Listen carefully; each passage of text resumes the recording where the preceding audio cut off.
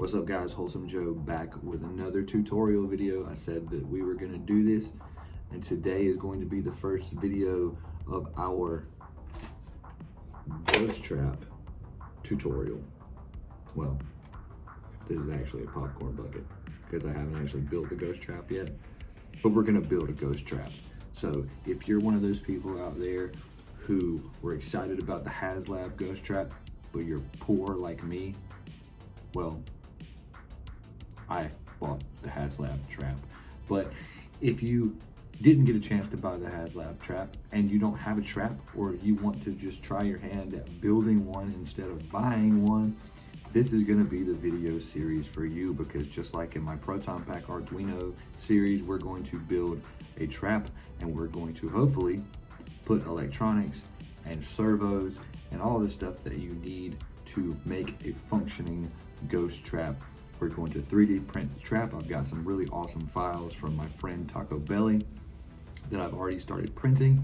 We're going to go through the entire process. I'm going to show you how I keep things organized, and that's what this video, first video, is going to be, is me showing you how to keep all of your files and everything organized, because there's a lot of parts in the ghost trap, and a lot of tutorials don't really go through this part. They just say, here, I printed it, and then you start putting it together. We're going to go through the orientation of the prints themselves. I'm not going to show you the prints printing, but I am going to show you how I oriented each of the parts, because that's something else I think that gets left out of most tutorial videos. They just go and tell you to print it, and then you're left to figure out how you're supposed to, orient the pieces. And sometimes it's self-explanatory and sometimes it's not. And the methods I use may not be the best methods for you, but I'm going to show you, because I always have that question when I'm opening up these STL files that people have made, because they don't always orient them the way that they should be printed. Sometimes they're just however it was modeled or however the file ended up, and it may or may not be the best way to print it. So I'm going to go through all of those steps as well. And like I said, this video is going to be basically kind of an organization of the files. I'm going to show you the files that I got from Taco Belly, and you can pick up his trap files on Etsy. I think he still has them available. I'll put a link in the description if you want to purchase Taco Belly's trap files. And on top of that, part of this video is being made possible because I have received some filament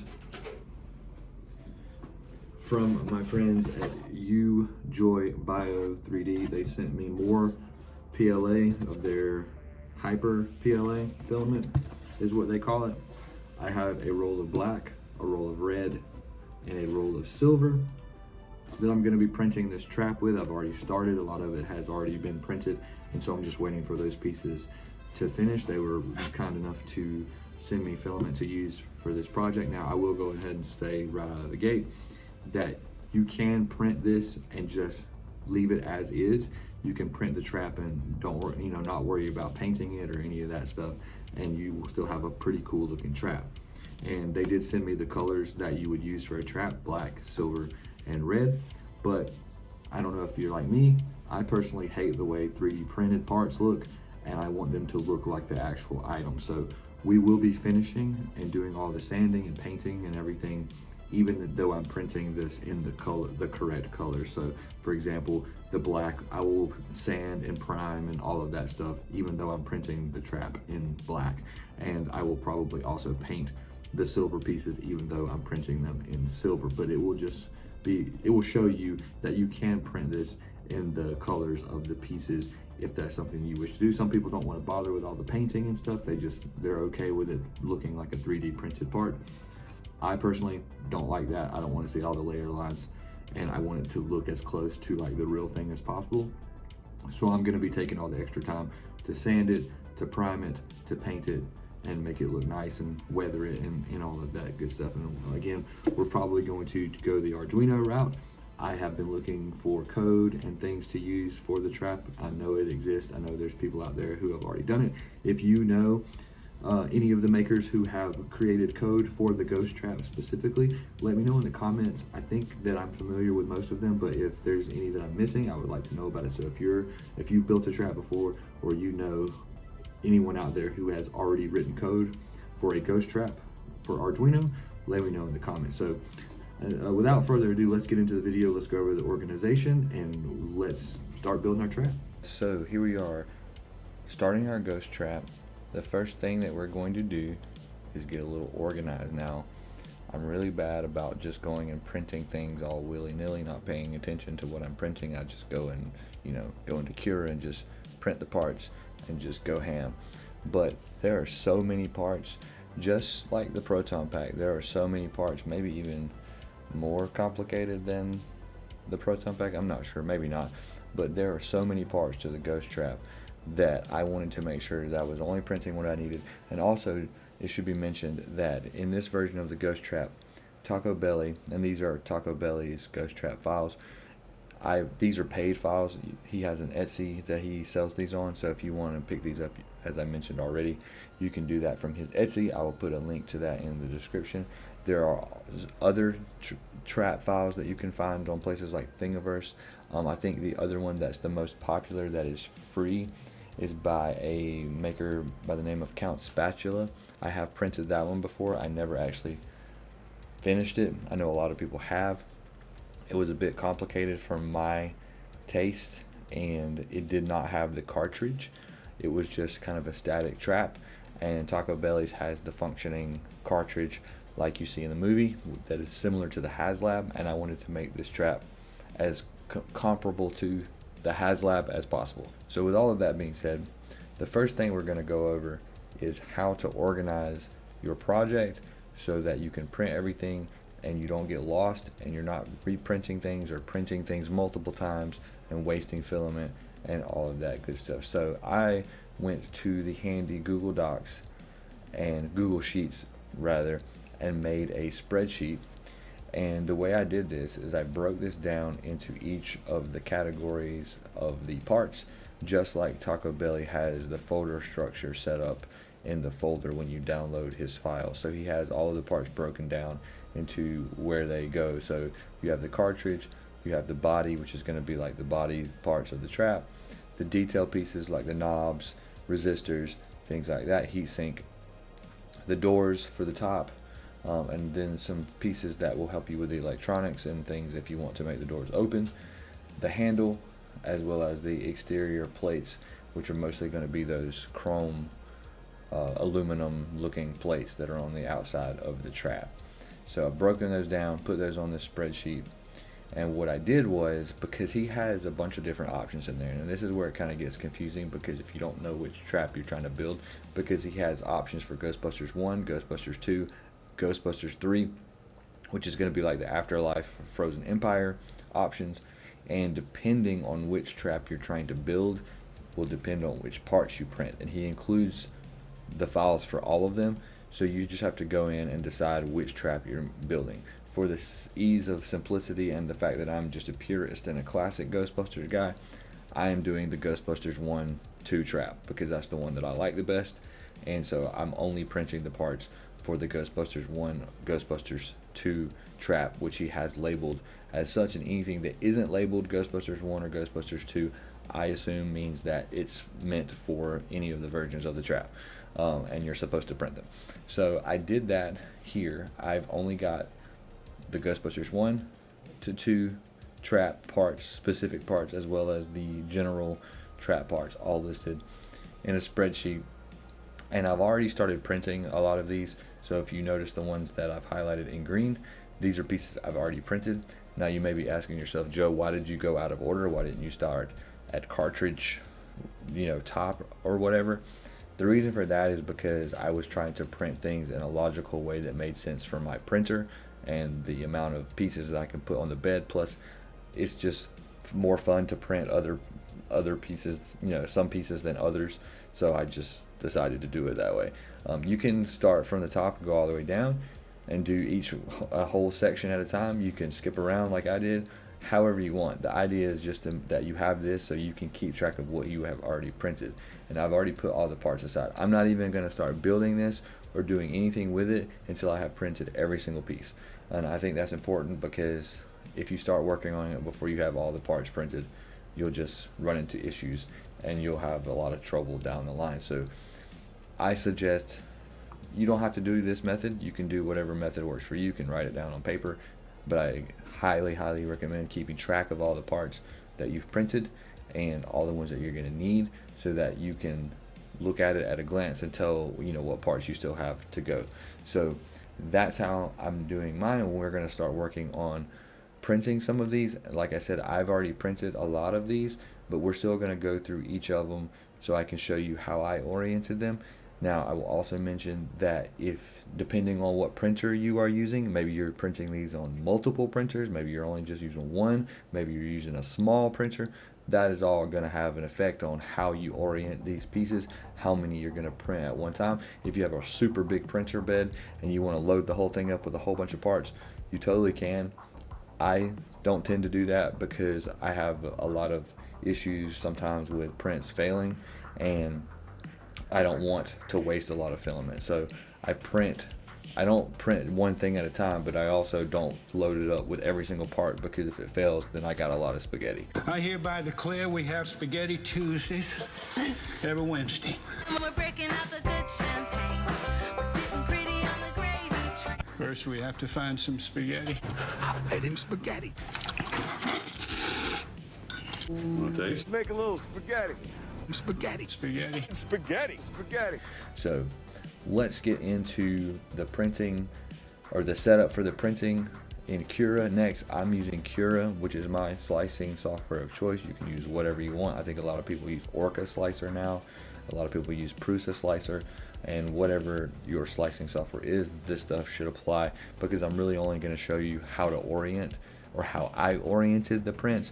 I'm not going to show you the print settings or anything like that, because that's going to be specific to your printer, the filament you're using, and your slicing software. But the orientation is what people have a lot of questions about, and I see this all the time in the Facebook groups where people are like, how do I orient this, how do I orient that? I'm guilty of it, and I thought it might be helpful for you to see exactly how I oriented the pieces. There are multiple different ways that you can print these, and they will still print successfully, but I tend to try to figure out the best way to use the least amount of filament possible with the least amount of supports, so that they're easy to remove, and so I don't have to do a super amount of cleanup later. So let's get into that. For this first video, we're just going to be going through all of the parts that are under the body category. I'm going to open each of these in Cura, and I'm going to show you how I oriented them, and I'm going to show you each of them in order. You can put multiple of these parts on the bed at one time.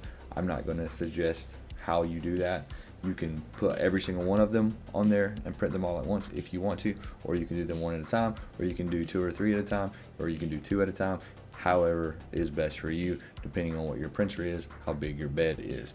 So we're going to start with the Ghost Trap GB1_2-body-base. Okay, so we're in Cura. I've already opened the STL. Now, some of these are oriented pretty much the way that you should probably print them, like this one.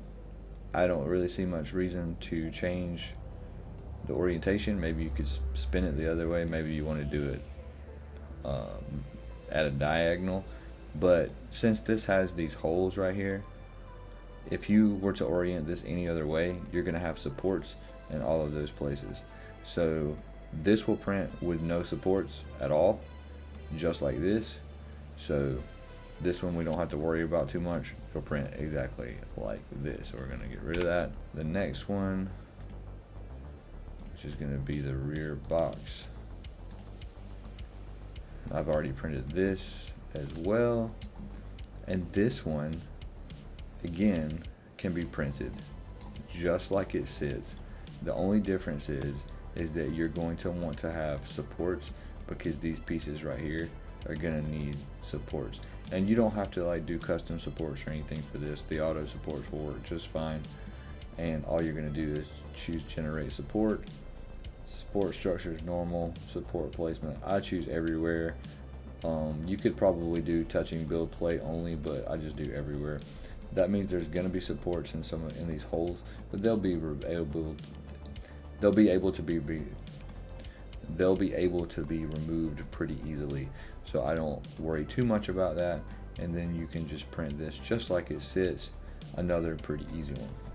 So we'll get rid of that one. Next, we're going to be moving to GB1_2/body/right. So we'll hop back over to Cura.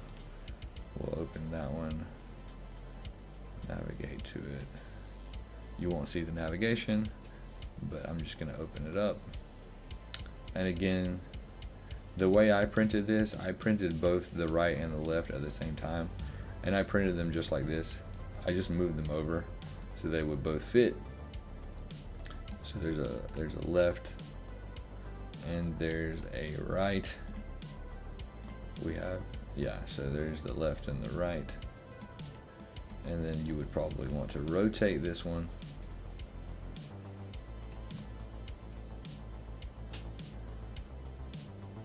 I think that's right.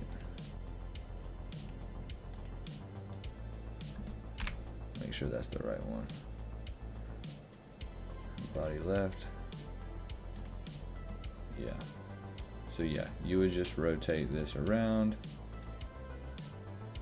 And same as before, I would move this. If you were going to print just these two, I would probably move them somewhere in the middle. And then just print them just like this with supports, because you're going to need supports in these areas right here. Now, again, you could put more stuff on here if you wanted to. This is just how the general orientation of each of these parts should look if you are printing them like I've printed them. I use 20% infill for all these pieces. You could do 15. I wouldn't go any lower than 15 personally, and I don't think you really need to go higher than 20. You could, and I always use a raft, but you don't have to use a raft if your printer is good and levels, you know, and prints really well with big objects like this. But my bed is kind of warped, I think, so it doesn't print, it doesn't level exactly, so I use rafts to kind of make up the difference. So those are those two pieces, and then we'll hop back over to here, and that was GB1_2 body right and GB1_2 body left, and then we're gonna do trap body rear, and I think this one's trickier, I believe. Trap body rear. Yeah, I mean, not much. So again, this one is pretty much the same. There's going to be supports in here, supports in these little holes, supports in those little holes, and then definitely supports there and some supports there. But if we were to slice this, I'll just show you. It says it's going to take 8 hours to print this one piece. Crazy. And then it'll show you, you can see where all the supports are going to be, but those will be really easy to remove, and that's not a lot of material, so we're not wasting a whole lot of filament doing that. Of course you could print, you know, and I've got my raft there, and that's pretty much how you would print that. Easy peasy. And then come back over. We have the Ghostbusters, or the Ghost Trap body track, which is going to be in Ghostbusters body track, which are these pieces right here. Now, this one's a little different, because even though this is how it's oriented, as you can see, that's going to require supports for all of that. But if we just simply rotate this and turn it the other way, now it sits flat and it no longer needs supports. So you don't need to put supports on this. I'm assuming that's just, I'm thinking what happened, or the way Taco Belly did this, is that when he was 3D modeling this, if I were to open up every single one of these parts one by one, they would open up and I would have the full trap, because I think he just exported the parts as they sit in the trap, which means that those parts actually sit the other way in the trap. That's what I'm assuming. That might be wrong. So, but you flip them and then you can print those just like that with no supports. So that's that one. And I think we only have one more to go in this set, which is going to be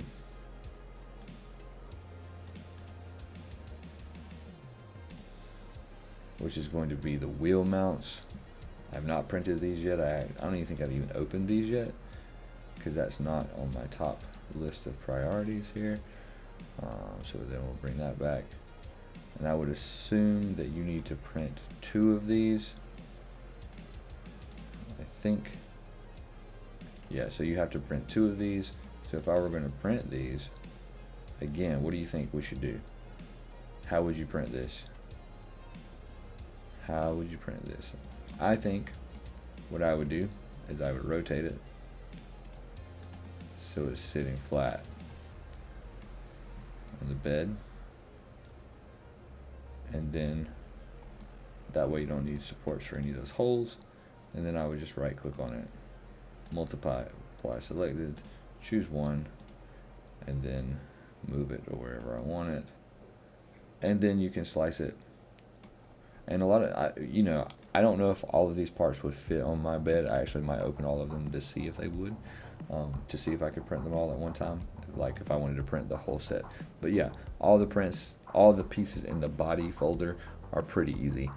You don't get really into the more complicated prints until we get to some of the other stuff.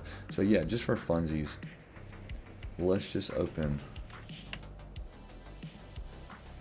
all of them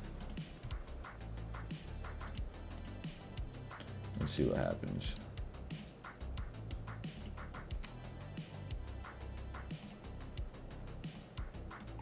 Okay, so I was definitely wrong about what I was saying earlier.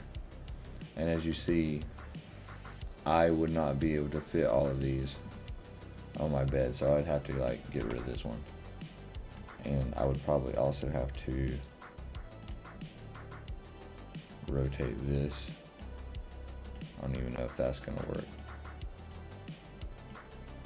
Move this right here. Rotate this one.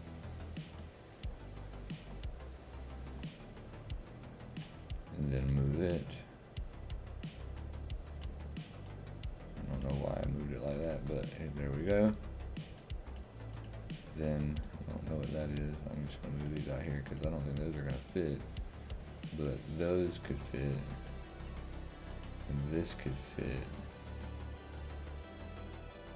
I generally like to put things together. I don't want to make it too difficult for the printer to be like print things by having them all scattered all over the place.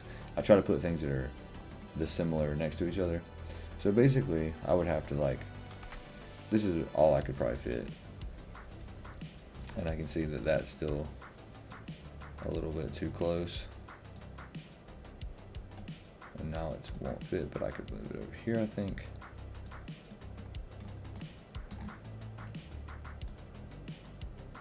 Yeah, so I could print it right there. If your bed is super level and you don't have any problems with printing a lot of stuff at one time, you could definitely do something like this.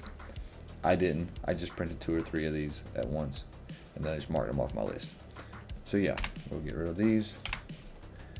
So yeah, that is going to be the end of part 1 for this tutorial, where we were just going through the print orientation for all of the parts that are part of the body. Next we will do the cartridge, and then I'll show you some of the progress of the printing. I'll show you some of the parts, and then we will get into the assembly. So stay tuned.